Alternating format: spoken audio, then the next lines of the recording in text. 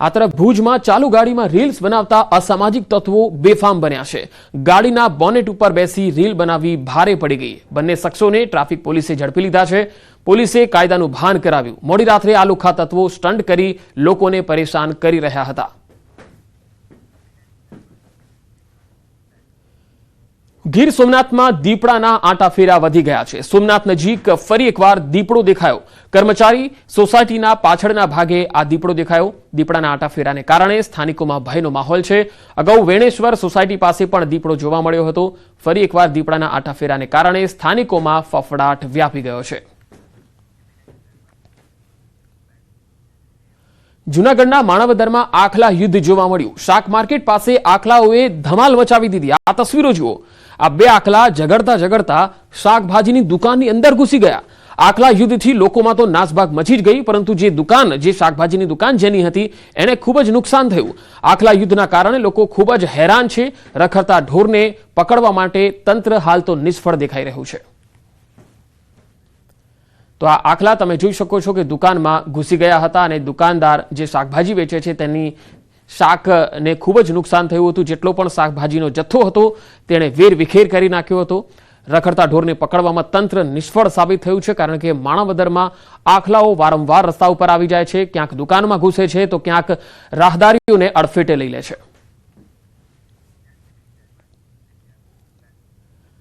વડોદરામાં પાદરાના ચોકારી ગામે વૃદ્ધની કરપીણ હત્યા થઈ। હત્યા કર્યા બાદ હત્યારાઓ માથું લઈને ફરાર થઈ ગયા। 75 વર્ષીય કુબીરભાઈ ગોહિલનું ઘરમાંથી માત્ર ધડ મળી આવ્યું। માથું શોધવા ગ્રામજનો અને પોલીસે ખેતરો ખૂંદ્યા। કયા કારણોસર અને કોણે હત્યા કરી તે અંગે તપાસ ચાલી રહી છે। જિલ્લા પોલીસની અલગ અલગ ટીમો હત્યાનો ભેદ ઉકેલવામાં કામે લાગેલી છે। આખરે વૃદ્ધનું માથું શોધવામાં સફળતા મળી છે। ઘર નજીક પાછલા ખેતરમાંથી માથું મળી આવ્યું। કયા કારણોસર અને કોણે હત્યા કરી તે અંગે તપાસ ચાલી રહી છે। પ્રાથમિક તપાસમાં એવું લાગે છે કે આખા એમની બોડીનું વિઝિટ કરતા એવું લાગ્યું છે કે ગળું કોઈ તીક્ષ્ણ હથિયારથી આખું કાપી જ નાખેલું છે અને આજુબાજુમાં ક્યાંય મળી આવ્યું નથી ને ચારે બાજુ જુવારનું વાવેતર કરેલું છે। જુવાર 6 ફૂટ ઊંચી છે। રાત્રિના સમયે અંદર અત્યારે શોધખોળ એલસીબી કરી રહી છે। ડોગ સ્કોડની મદદથી આગળનો નિકાલ થઈ જશે।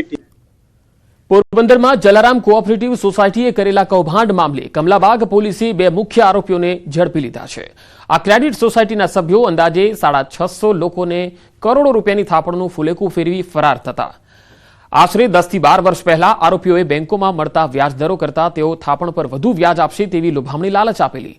થોડા સમય સુધી વધુ વ્યાજ આપી લોકોનો વિશ્વાસ જીત્યો। ગત ઓક્ટોબર મહિનાથી ગોલમાલ કરીને ક્રેડિટ સોસાયટીના માલિક આરોપી સંજય દાવડા અને તેની પત્ની સપના દાવડા ફરાર હતા।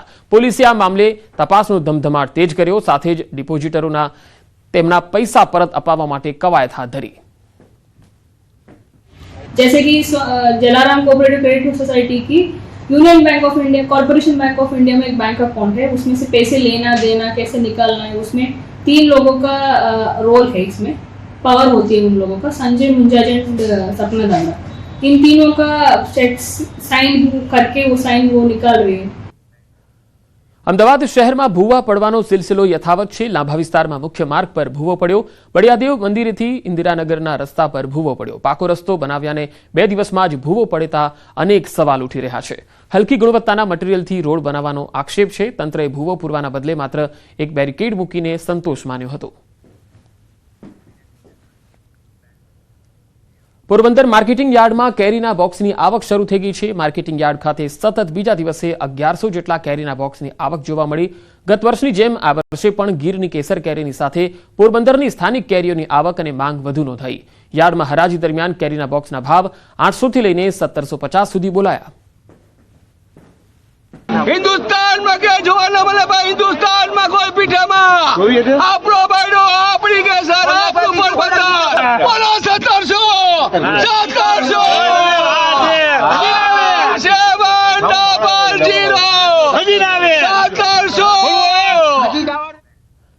ગાંધીનગર ખાતે ક્રેડાઈના રાષ્ટ્રીય પ્રમુખ શેખર પટેલે વિધિવત રીતે ચાર્જ સંભાળ્યો।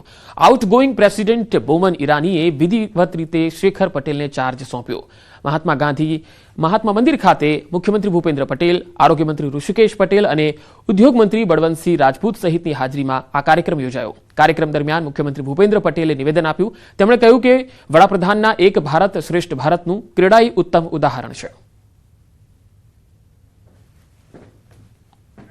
હંમેશા પોલિસી મેકર્સ, ઇન્વેસ્ટર્સ, નાણાકીય કંપનીઓ, ગ્રાહકો અને રિયલ એસ્ટેટના વ્યવસાયિકો સહિતના તમામ સ્ટેક હોલ્ડર્સને સાથે રાખીને રિયલ એસ્ટેટ ઉદ્યોગને સંગઠિત રાખ્યો છે.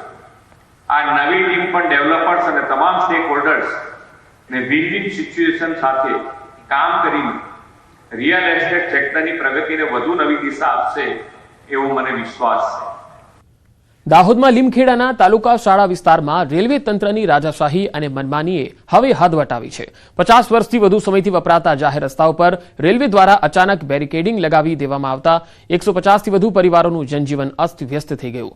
સ્થાનિક લોકોનો આરોપ છે કે રેલવે તંત્ર ગરીબ અને સામાન્ય નાગરિકોની તકલીફોને સદંતર અવગણીને ડરાવી ધમકાવીને પોતાની મનમરજી ચલાવી રહ્યું છે. આ ઘટનાએ સ્થાનિકોમાં ભારે રોષ અને આક્રોશ ફેલાવ્યો. લોકો હવે રેલવેની આ દાદાગીરી સામે એકજૂટ થઈને વિરોધ નોંધાવી રહ્યા છે. આ અમારે નીકળવાની આફત છે. અમારે કેવી રીતે નીકળવાનું અહીંથી? માન લો કે મારી ડેડ બોડી થઈ હોય તો કેવી રીતે કાઢવાની? કોઈ આજુ માંદું થયું હોય, કોઈને ડિલિવરી આવી હોય તો અહીંથી કાઢવાનું કેવી રીતે? કાલે બી અમે આટલું બધું કર્યું, આજે બી કહીએ છીએ આનો નિકાલ અમારે જોઈએ, આ નીકળવું જોઈએ. તો આ રસ્તાઓ દ્વારા લોકો રોજિંદા કામકાજ, શાળા, બજાર અને અન્ય જરૂરી સ્થળોએ આવજા કરે છે, પરંતુ રેલવે તંત્રએ કોઈ પૂર્વ સૂચના કે સ્થાનિકો સાથે ચર્ચા વિના આ રસ્તાઓ પર બેરિકેડિંગ લગાવી દીધા. પરિણામે બાળકોને શાળાએ જવું મુશ્કેલ બની ગયું છે. વૃદ્ધો અને બીમાર લોકોને હોસ્પિટલ પહોંચવામાં તકલીફ થઈ રહી છે. રોજગાર માટે નીકળતા લોકોને લાંબા ચક્કરો કાપવા પડી રહ્યા છે. કોઈને ખબર જ નથી પડવા દીધી. કાલે અચાનક આયા અને કઈ એક જ દાડામાં હું કરી કે અમને ખબર બી નથી પછાડી એમ.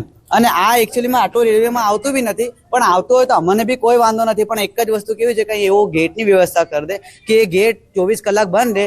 ખાલી આ માન લો કદાચ કોઈ બીમાર પડે, કોઈ એમ્બ્યુલન્સ કે કઈ રિક્ષા અંદર જઈ શકે, ખાલી એટલું અમને સેટ કરી આલે. અમે આ 70ની સાલથી અહીં રહીએ છીએ, તો પછી આ જ રસ્તો અમારો છે, એક બીજો કોઈ રસ્તો નથી. પછી અમે આટલી ઉંમર 75